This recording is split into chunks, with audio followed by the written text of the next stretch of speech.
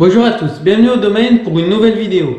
Aujourd'hui on est vendredi 8 octobre et ça y est, tous nos raisins sont rentrés.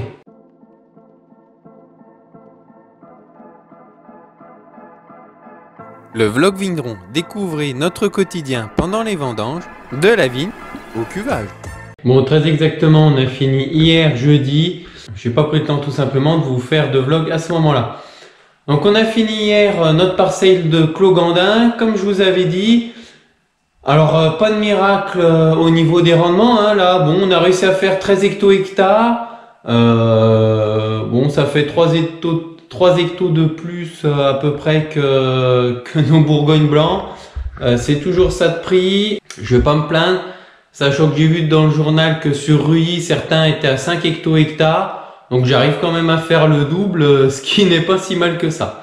Non, blague mise à part, bon bah voilà, les rendements sont catastrophiques. Mon objectif c'était de pouvoir faire au moins 2 hecto 28 de vin pour pouvoir le mettre en pièces. C'était mon minimum pour pouvoir faire une cuvée. Parce qu'en dessous de ce seuil, je mets ça dans une petite cuve. Quand on garde un tout petit volume comme ça, généralement ça fait des vins qui sont pas terribles. Donc le but c'était de pouvoir en ramasser suffisamment pour pouvoir le mettre en fût. Là c'est ce qui s'est passé. Ça me permet de faire une bonne pièce et puis de garder un petit volume à côté pour pouvoir rouiller. Donc c'est sûr, hein, c'est largement inférieur à ce qu'on devrait faire. En moyenne, on est autour des 15 hectos sur cette parcelle-là. Donc là j'en ai fait 3,80. Et sachant que j'ai le droit, il me semble, à 24 hectos 50, 25 hectos de rendement maximum. Donc autant vous dire qu'on en est très loin. Mais bon, c'est comme ça. De toute façon, on peut rien y faire. Il va falloir se contenter de ce qu'on a. Je suis quand même bien content, je vous le répète. Je vais pouvoir faire une cuvée Le Clos Gandin 2021, ce dont je croyais même pas pouvoir faire. Et puis ici quand même, un gros point positif pour cette parcelle quand même, eh ben, c'est la qualité du raisin. En le vendangeant si tard, hein, là quasiment dans notre secteur, je crois qu'on était quasiment les seuls à vendanger hier. Ça nous fait un vin qui a 13,60 et des poussières, ce qui est vraiment excellent pour cette année. Je précise bien, hein, en degré naturel, hein, c'est pas, j'ai pas chaptalisé, j'ai pas rajouté de sucre. C'est vraiment le degré naturel sorti de la vigne. Donc là, bien sûr, ben, j'aurais pas à chaptaliser, hein, on rajoute pas de sucre. De toute façon, on n'a pas le droit hein, de chaptaliser sur des vins. Et puis, ça n'a aucun intérêt, tout simplement, déjà, quand ça fait ces degrés-là. Donc ça, une maturité excellente. Et puis, une vendange légèrement botrytisée, ce qui va apporter une complexité aromatique assez importante. Je pense les mous sentent, les mous, le jus de raisin qu'on a fait sent très bon. Donc je pense que ce sera une toute petite cuvée, mais qui sera certainement très prometteuse. Donc bon, ça fait un petit peu plaisir, ça vient nuancer un petit peu ce bilan qui est pas forcément terrible, surtout sur les blancs. Je vous montre en image, j'ai pris quelques photos de cette parcelle. Alors, je reviendrai plus en détail sur le gel. D'une manière générale, sur cette parcelle-là, on voit bien que la vieille vigne a beaucoup mieux résisté que la jeune vigne. Hein. La jeune vigne qui a maintenant 7 ans, 7 ou 8 ans. Il y avait quand même quelques pets de chargés. C'est tout simplement, il y a 8 arts de pets de vigne. C'est ces 8 arts-là qui nous ont permis en partie de faire ce rendement, quand même, de me permettre de faire une pièce parce que les jeunes étaient un petit peu plus avancés et eux ont vraiment été saccagés par le gel. Il restait plus que des petites grappes disséminées un peu partout, si tant est qu'il y avait des grappes. Donc voilà, heureusement, on voit l'assemblage jeune vigne, vieille vigne peut être intéressant dans un parcellaire parce que ça permet, on a toujours une année où les jeunes vont mieux s'en sortir que d'autres et d'autres années ça va être les vieux, donc ça permet de lisser un petit peu ces rendements. Bon, même si cette année c'est un petit peu lissé vers le bas puisque de toute façon vu le gel qu'on a eu, il fallait pas s'attendre à des miracles. Et puis je vous montre, alors vous allez voir, c'est de la vendange botrytisée, mais c'est ce qu'on appelle la pourriture neuve, c'est le botrytis quand il se développe à l'intérieur de la baie, mais ça pareil. Comme on en a eu pas mal cette année, je vous ferai une vidéo spéciale botrytis. Donc ça, le botrytis, ça peut être un inconvénient, ça diminue les rendements et ça peut apporter des mauvais goûts, mais quand c'est le bon botrytis, c'est vraiment un gage de qualité. Pour en rester sur les blancs, les autres blancs, tout ce qui était aligoté là, dont je vous ai parlé, aligoté, et les autres chardonnays qu'on a ramassé précédemment, Et bien là, je les ai tous débourbés, donc le débourbage a fait. Je vous rappelle, le débourbage, ça consiste à séparer les jus clairs, donc les jus qu'on va garder, les bons jus, hein, de tout ce qui est lie grossière, bourbe un petit peu, tout ce qui est dans le fond de la cuve, assez épais. Pareil, je vous mets une petite photo pour vous montrer tous ces jus qu'on ne gardera pas, parce qu'il y a trop d'impuretés dedans, et puis ça peut que apporter des mauvaises choses, des mauvais goûts. Donc voilà, tous les vins blancs ont été débourbés. Là, ils commencent à se lancer progressivement, les fermentations se font. Donc voilà, il y a juste à attendre que ça se fasse. Sur les blancs, là, je suis entièrement en levure indigène, j'ai rien touché. Il y a juste là, j'attends que tout se lance bien comme il faut.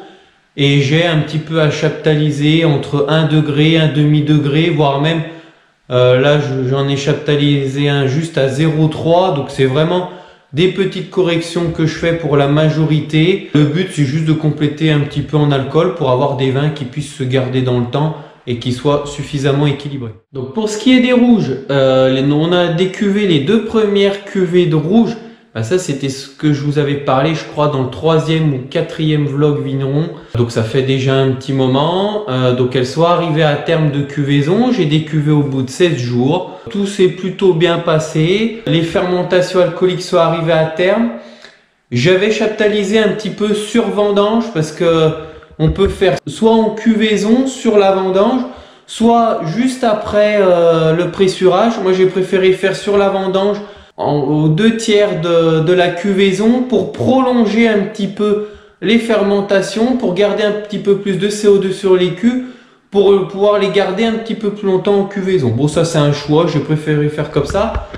Bon, du coup, la chaptalisation, c'est un petit peu plus compliqué pour estimer le taux de sucre à mettre pour vraiment avoir le bon degré d'alcool.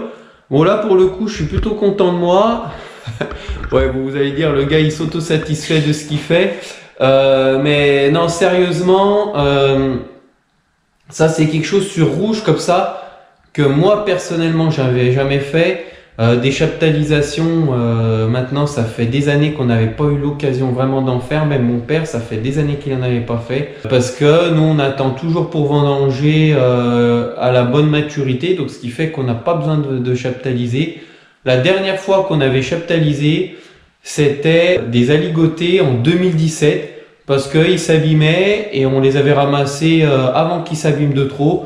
Et donc là il nous manquait quelque chose de mémoire comme 0,5, 1 degré. Donc là, on avait chaptalisé. Donc ça, c'était ma première chaptalisation en 2017. Et j'ai pas chaptalisé depuis. Et en plus, c'était en blanc. Donc là, bon, sur ces 2 cuvées, on s'en est plutôt bien sorti. On a un taux d'alcool entre 12,44 et 12,56. On visait le 12,5.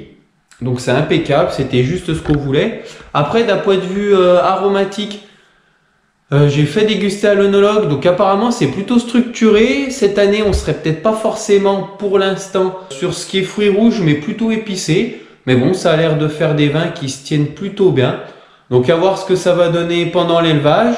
Mais pour l'instant ça va plutôt bien. Et puis les malots sont entre 89 et 93%, donc elles vont s'être faites toutes seules. Ça c'est un gros gain de temps, ça sécurise les vins, ça permet de les stabiliser tout de suite. Et puis, c'est un gain d'argent aussi parce que comme tout s'est fait tout seul, j'ai pas eu ensemencé ni en levure ni en bactéries. Donc ça m'aura rien coûté. Les vins sont plutôt bons, donc c'est pas mal. Après, il me reste encore 4 cuvées en cuvaison. J'ai des cuvées, mais m'a commencé hier. J'ai fait seulement 10 jours de cuvaison. Vous savez, c'est la cuvée que j'ai ensemencée avec des levures parce que j'avais un problème de piqûre acétique. Donc j'ai pas voulu les laisser traîner trop longtemps. C'est pour ça que j'avais ensemencé pour 2 raisons, pour que les levures du commerce prennent le pas sur les éventuelles mauvaises levures qui seraient dans la vendange. Et puis généralement ces levures-là travaillent quand même plus vite que les levures indigènes. Donc le but c'était de faire les fermentations alcooliques assez vite pour pouvoir le décuver le plus rapidement possible. Bon voilà, au lieu de durer 15-16 jours, j'ai pu les décuver au bout de 10 jours. Pareil, le vin est assez structuré, j'ai réussi à prendre de la couleur. Donc c'est plutôt positif, je pense. J'ai réussi à sauver cette cuvée où pourtant c'était plutôt mal parti à la base. Hein. Donc voilà pour cette cuvée là. Et puis donc comme je vous disais, j'ai encore 4 cuvées qui sont en cuvaison. 3 de Bourgogne rouge et 1 de Mâcon rouge. Donc là ça va passer tranquillement le week-end et début de semaine prochaine, je décuve tout. Donc là, si, ce que j'ai pas dit, je vais vous mettre quelques images. Donc sur ces cuvées qui restent, eh ben, je continue mes petits remontages, mes pigeages. Il y en a une que j'ai grillée, j'ai mis la grille dessus pour justement arrêter les pigeages, pour ne pas piger toutes mes cuves, pour ne pas risquer de trop extraire de composés phénoliques, de tanins, toutes ces choses-là. Après, comme ça, comme je vais les assembler, ça me fera des vins avec une plus grande complexité. Donc j'en ai grillé une sur les trois. Donc ça, c'est un petit peu le travail en cours pour l'instant. Puis de la surveillance, surveiller que ça déborde pas sur les chapeaux. Enfin bref, il y a toujours de la surveillance, surveiller les densités. Donc voilà un petit peu où on en est. On a fini de vendanger, il n'y a plus un raisin dans les vignes. Maintenant, place aux vinifications, au travail en cave. Donc bon, les vendanges très compliquées, on n'a pas eu la récolte qu'on voulait. Néanmoins, la qualité semble quand même être au rendez-vous et pour l'instant, les vinifications se passent plutôt bien. Donc je vous abandonne pas, je ferai encore quelques vlogs sur les vinifications en cours là parce qu'on a des cuvaisons, des choses comme ça. On va encore beaucoup travailler en cave la semaine prochaine, je vous ferai encore un ou deux vlogs. En attendant, j'espère que cette vidéo vous a plu. N'hésitez pas à poser vos questions en commentaire. À la prochaine au domaine.